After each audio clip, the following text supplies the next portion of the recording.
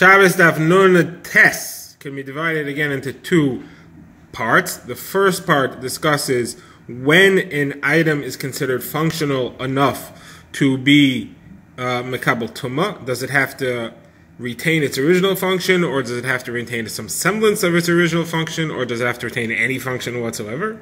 And then we go back to our list of different devices that people wore, which ones you're allowed to wear in the street, and what exactly they were, and how they function. We'll go through a number of those devices. The first issue that will be discussed by the Gemara is that of an object, a kli, which is mekabel tuma. It is susceptible to becoming tamei. As we learned in the past, an object can only become tamei if it's functional, if it's useful. The question here is, what if the object breaks in such a way that it is not really functional anymore, but it still has some remaining function? So we have a machlokes, what type of function it has to still have. One opinion is that it has to have any function. Any function, if it's still useful in some way, it's still functional, and therefore it is still mekabel tuma. The other opinion is that no, it can't have any function. It has to have a function that is somewhat similar to its original stated function. Classic function which it had, it's not quite as useful as it was before, but if it can still perform some similar type of a function, then it is still mekabel tuma, even though it's broken and it's not fully functional anymore. Now, who are the opinions here? It's Rabbi Yochanan against other Amoraim. The problem is that we have three cases to discuss, and Rabbi Yochanan's opinion in one of them is different than his opinion in the other two. It seems to be switched. So what the Gemara is going to do is the Gemara will switch that one opinion of Rabbi Yochanan in order to line it up with the other two opinions that we've seen in the name of Rabbi Yochanan.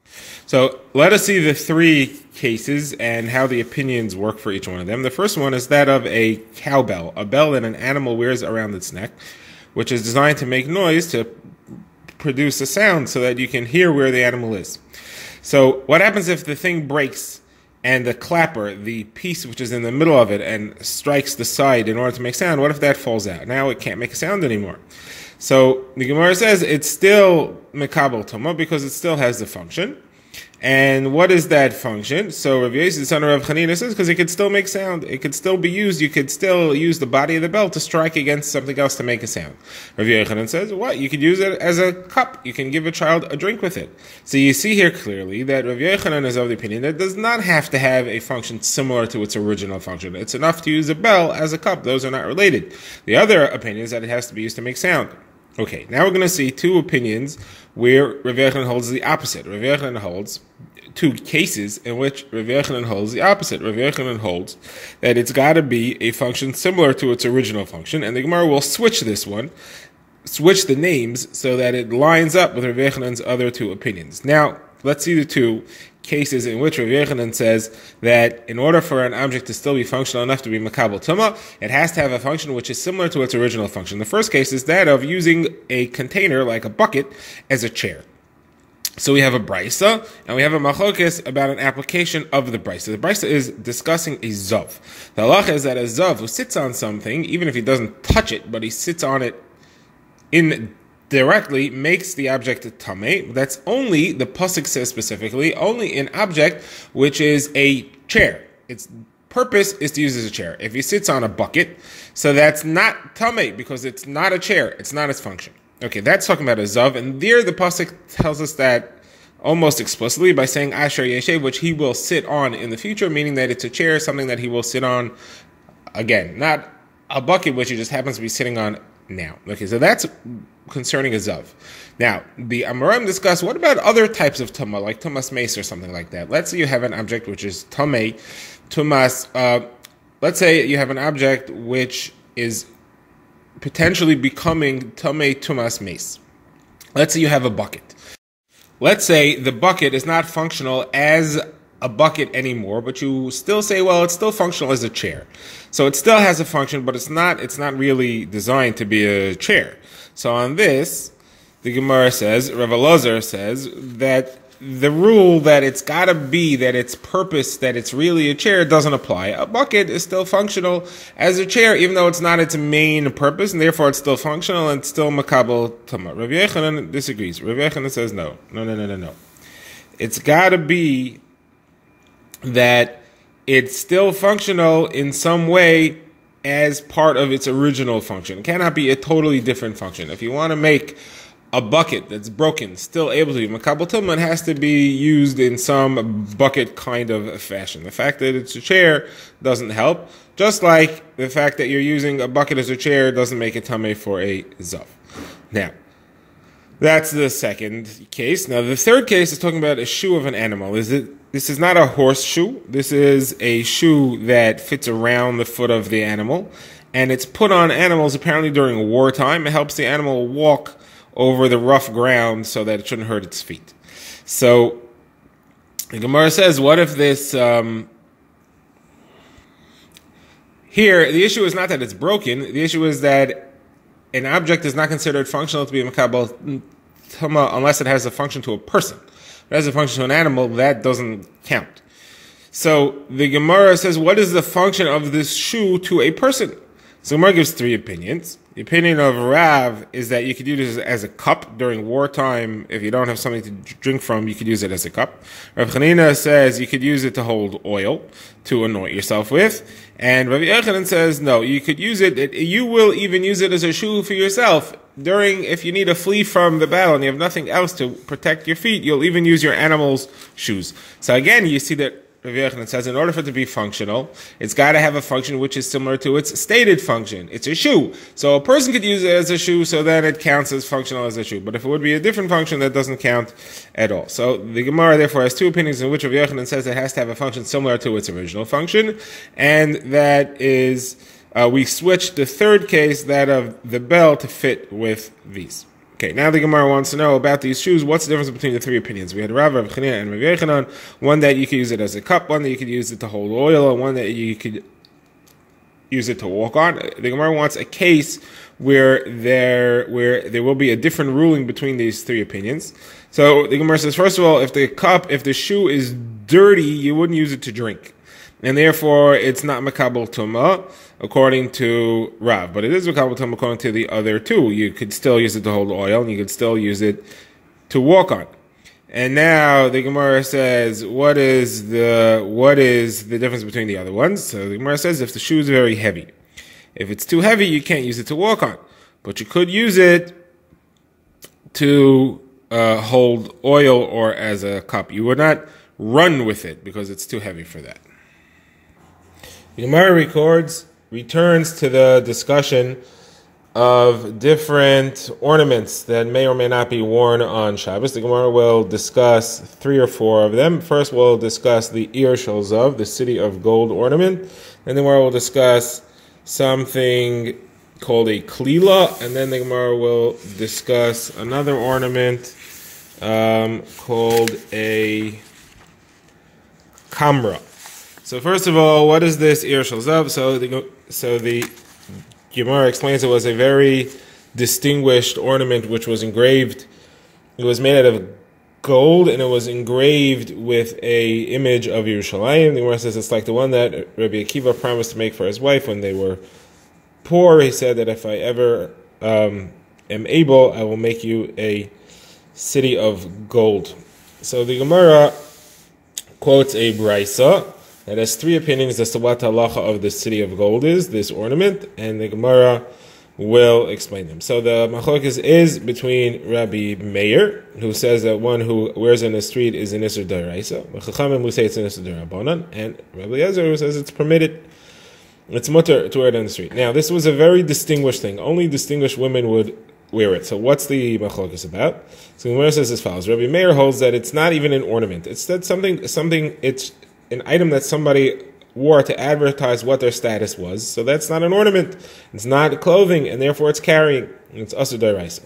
Chachamim held that it's an ornament, and therefore somebody might wear it in the street. If someone were to wear it in the street, it's not carrying, it's an ornament, but we're afraid that she may take it off to show her friend, and therefore D'Rabbanan it's forbidden to wear in the street. And Rabbi Eliezer says no, only very distinguished women wear it, and it's beneath the dignity of distinguished women to take things off in the street to show to their friends. And therefore, you don't have to be concerned that she will take it off, and there's no issue. It's permitted for her to wear it in the street. It's not us. Now the Gemara discusses another ornament. This one was called a kalila. It was a crown of some sort, which was worn over the forehead. And the Gemara is a machlokes between Rav and Shmuel. but there are two types of kalilas, and the Gemara will try to figure out which one they are arguing about. So the machlokes between Rav and Shmuel is as follows. Rav says that it's asur, and Shmuel says it's mutter. Now, the two types are one that is made out of gold or silver, solid. That's much more chashav, it's much fancier, it's much more distinguished. Then there's a cloth one that is set with tiny, precious or semi-precious stones. That is much less respectable because it's mostly cloth. So the Gemara's first version of Rav and Shmuel's machlokes is that they both agree that the gold one is forbidden because people will take it off to show to their friends, and the one that's cloth made with the studs, that's a machlokes if it is significant enough for somebody to take off and show. The second version of this is that no, the one that's cloth, everybody agrees is mutter because it's not significant enough to show off. The gold one, that's a machlokes. It's definitely significant enough to show off. The question is it worn by regular people who would show it off, or is it only worn by chashuv people who wouldn't show it off? That's the argument.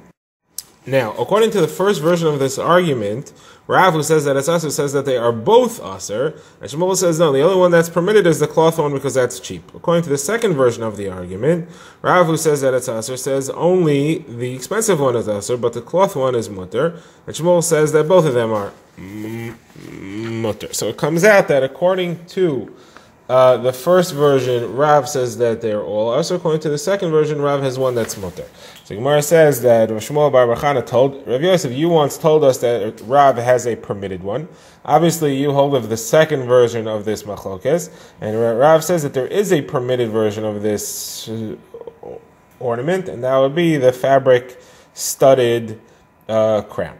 Okay, now the Gemara has an interesting story about this. The Gemara says that the Chachamim told Rav that there was a great man who came to Nahar Da, and he was limping, and he said that wearing this thing on Shabbos is permitted. The Gemara says, who was this? The Gemara says it was Levi. Levi limped, and he was very tall. So now, the Gemara says, based on this, we can figure out that Rav Afes, who was the head of the yeshiva in Eretz Yisrael, must have passed away. How do we know? Because what happened was as follows. The Rosh Yeshiva in Eretz Yisrael was Rebbe. And then when Rebbe was about to die, he said that Rav Chanina is going to be Rosh Yeshiva after me. But Rav Chanina didn't want to. He let Rav Afes be instead of him because Rav Afes was older. Now Rav Chanina therefore was left alone. So Levi went to learn with Rav Chanina in order that he shouldn't have to learn on his own. So now the Gemara said, why did Levi leave Eretz Yisrael? It must be that Rav Afes had died. And Rav Chanina became Rosh Yeshiva like Rebbe had said he would. And Levi now didn't have anybody he had to learn with, so he came here looking for a new Rebbe or a new Chavrusa. So the Gemara says, how do you know that's what happened? How do you know that Rav Afes had died and Rav Chanina became Rosh Yeshiva instead of him? Maybe Rav Chanina died, and Rav Afes still remains Rosh Yeshiva. So the Gemara says, if that's what happened, then Levi would have gone to learn by Rav Afes in the yeshiva. Rav Afes was older than him, and therefore he would not have had a problem learning from him as he was Rosh Yeshiva. If Rav Chanina became Rosh Yeshiva, though, then it makes sense. Levi would not feel the need to go learn by him because they were the same age, and he could go look for somebody who was older than him and would not have a problem. So now, another thing is that Rebbe had said that Rav Chanina was going to be Rosh Yeshiva at some point, and if Rebbe said it, it must happen. It can't be that Rav Chanina had died and Rav Afes was still Rosh Yeshiva, because then Rav Chanina never had a chance to be Rosh Yeshiva. It must be that if there's only one of the two around, it must be Rav Afes who died, and Rav Chanina is now Rosh Yeshiva. Okay, now the Gemara says that once Levi said that these kalilas are mutter, 24 kalilas popped out around Nahar Da that women had that they weren't wearing. Then the Gemara said in Machayza, it was a similar ruling. Rabbi Baravua said that it's mutter to wear them, and 19 popped out on one street. Machayza was a fancier town than Nahar Da, and therefore there were more of these items there. The Gemara now discusses a few other pieces of gear that people might wear. The Gemara says that a kamra is a belt, which is very pretty. It's used as an ornament. It's not really used to hold up the clothing. The Gemara says a kamra is permitted. You're allowed to wear that. So why? So the Gemara gives two potential reasons. So Rav Safra says the reason is because it's made out of fabric with stones that are set in it. And the reason why you're allowed to wear it is because just like you're allowed to wear a talus that's set with stones like that, because it's considered fancy, so you're allowed to wear this thing as well. Now, there's a machlokes rishonim if this is referring to women's clothing or it's men's clothing. If it's men's clothing, it's not a problem because men are not expected to take things off in the street to show it to their friends. Otherwise, the reason it's okay is that it is holding up your pants and you wouldn't want it to be removed lest you lose your pants. Okay, now the other explanation for why this thing is mutter is that it's not made out of cloth with stones set in, it's actually made out of metal.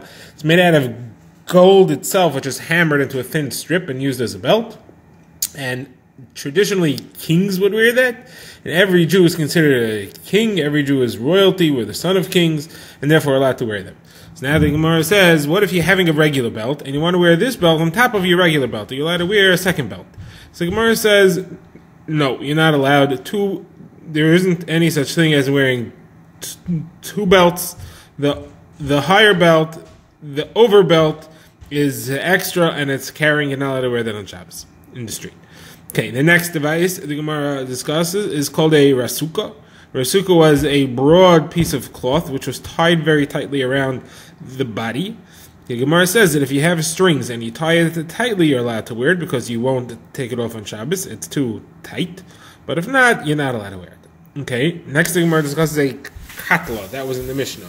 What's a katla? The Gemara says a katla is it's a kind of cloth which was worn hanging around the neck, like a bib, and it caught crumbs. It was also made in a very fancy way, and therefore it was an ornamental thing as well. Next thing is nizamim. The Mishnah said rings.